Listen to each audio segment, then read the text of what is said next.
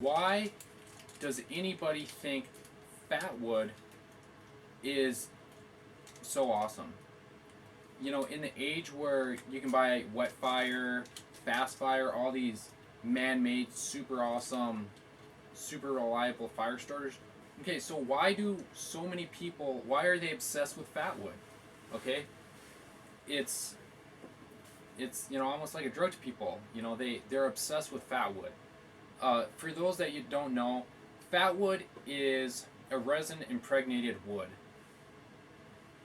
Most of the time, it comes from coniferous trees, pine, larch, fir, spruce, stuff like that. And it's pretty much sections of wood, normally at either at a crotch or at um, a low-lying limb, kind of areas in the trunk where you kind of have a congestion point. So a lot of that pine pitch or sap, whatever you want to call it, moving around kind of gets trapped in the wood. So you cut sections off and you use an axe, you split it down, you process it into bits and pieces, and it's pretty much wood that is saturated in turpentine. It's saturated in pine pitch or pine sap. So why is everyone obsessed with it? What's so special about it? Why should you have some on hand? Even if you live in the city and you never camp, why should you store some at your house? I'll give you a couple of reasons. First, it's natural. Second, it's either cheap or free. It's super easy to collect. It doesn't require that much skill or tools. You don't even have to. You can go out on a day hike, collect 10 pounds of fatwood.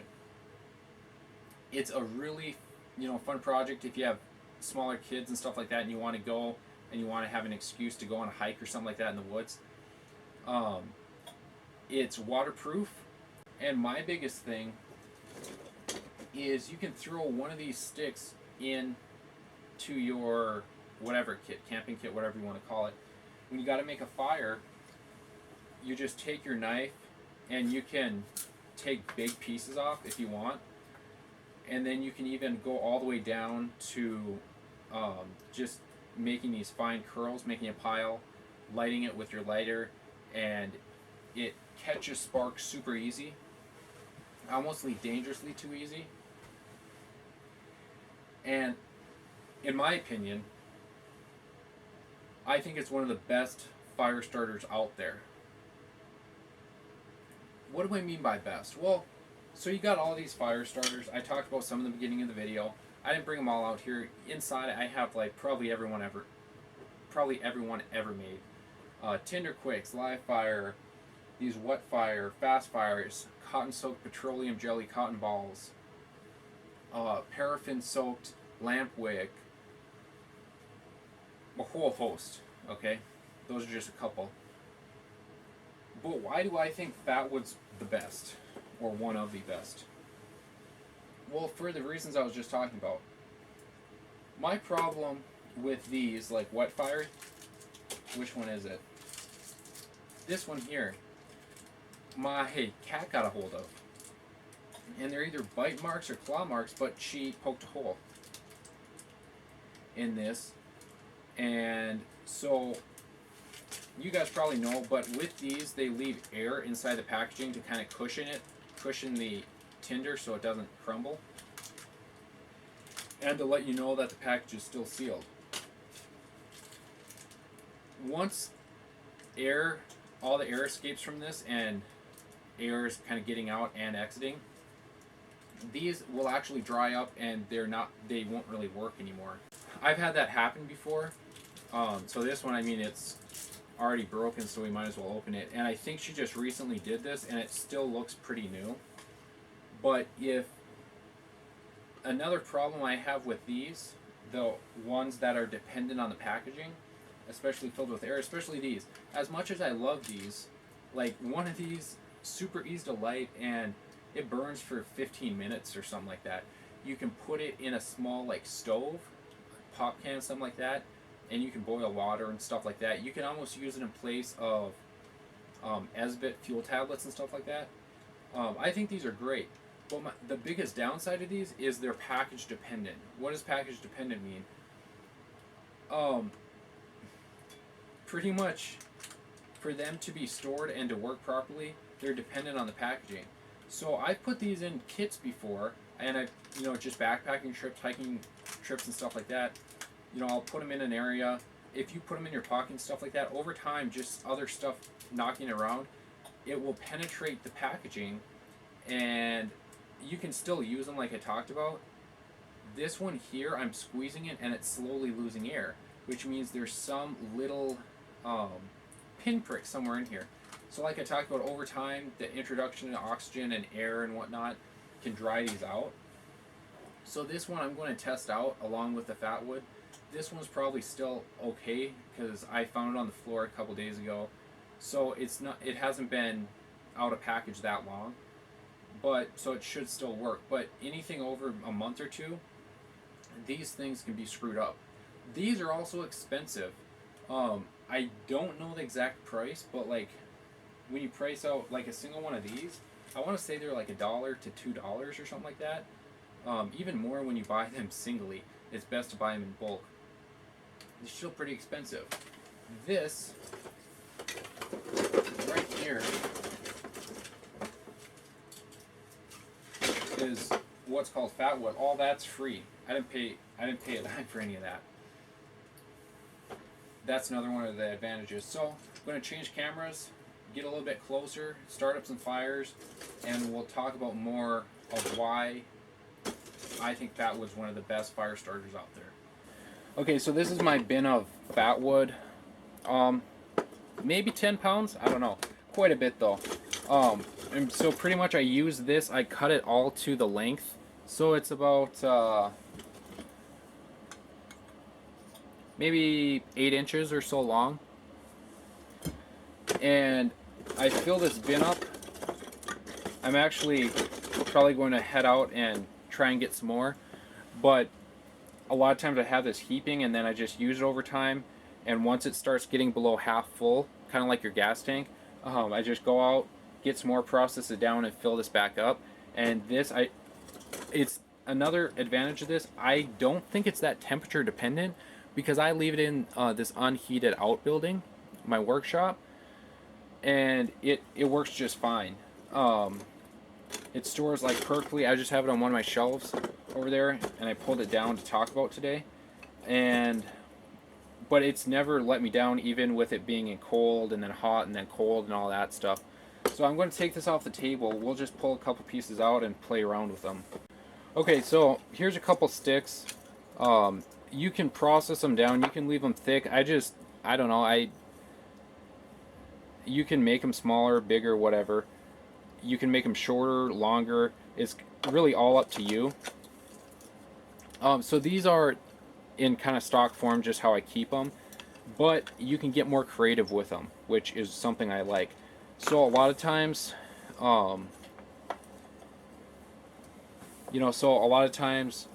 could just get in here.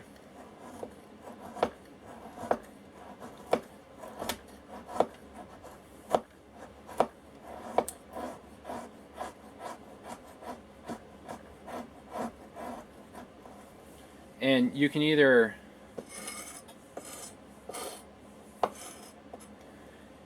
make a small pile, as you can see right down here, or you can just leave the shavings on the stick, and it just kind of makes it more self-contained. And then you just take a lighter,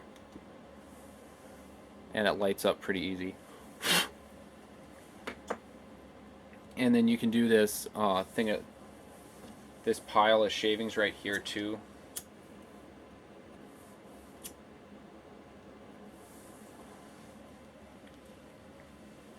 Lights up pretty easy.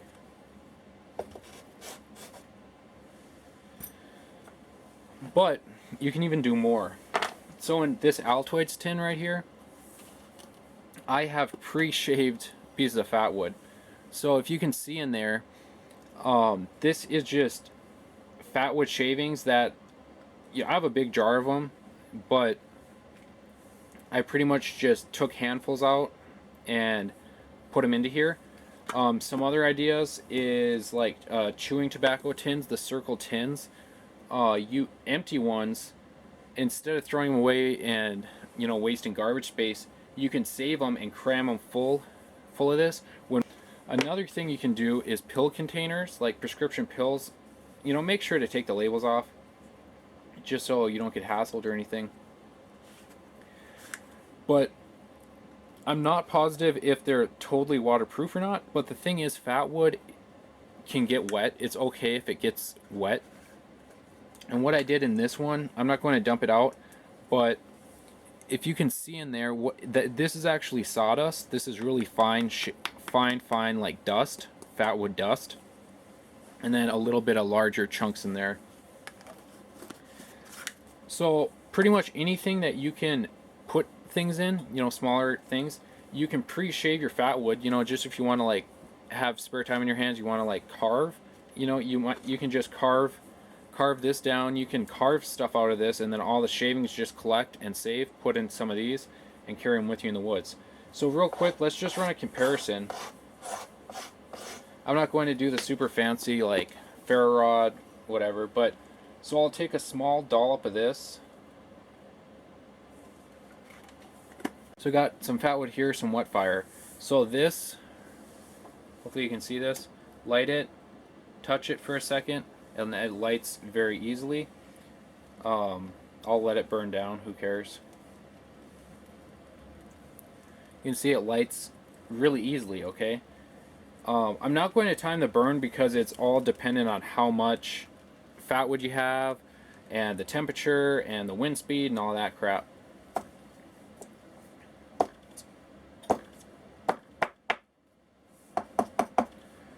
Okay, so that was a fatwood. This is that wet fire, fast fire. It's kind of the same thing. Wet fire is just a little bit smaller. And watch carefully. Let me get this. And this was one that the package had been open for a couple days.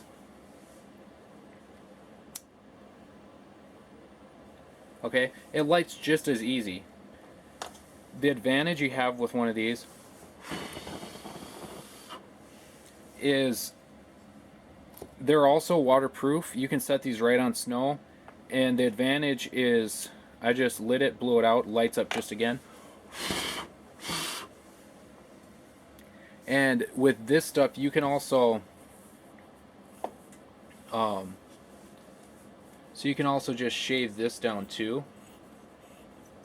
It has a really waxy texture to it, so you don't have to use the whole cube at once. So you get a little pile of shavings, and again, lights up pretty easily. So they both lit up just fine. They probably put out the same amount of heat, the flame height and everything. They looked about similar. But the benefit of fatwood is this is free. So the other thing you can do with these is not even shave them whatsoever. And I did make this one a little bit thinner, but you can just use this as a giant match. You can even just put your knife here.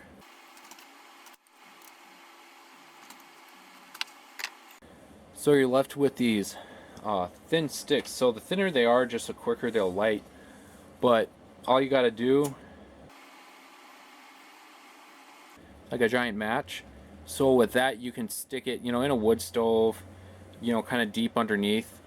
A lot of times you kind of need something longer that you can, get a flame. Like if you already have your fire built up, you can just stick this underneath. And just this single stick will actually burn for a couple minutes. So I think fatwood is one of the best fire starters you can get. It's easy to store, it's cheap or free, it's not package reliant like these products are. You can get a big bundle of it, you can get a big bundle all at once, go into the woods, come back, process it down, and store them. There's not much more I can say about this, and I understand a lot of you guys, I'm probably preaching to the choir, probably a lot of you guys, if not all you guys, already use this or know what this is or have it stored or whatever. But if you like this video, if you like fatwood, leave a big thumbs up, subscribe, the red subscribe button down there if you haven't already. Feel free to leave a comment. What are your thoughts on fatwood, pitchwood, whatever you want to call it? But until next time, we'll see you on the next video. Wrap the outside of it with electrical tape just to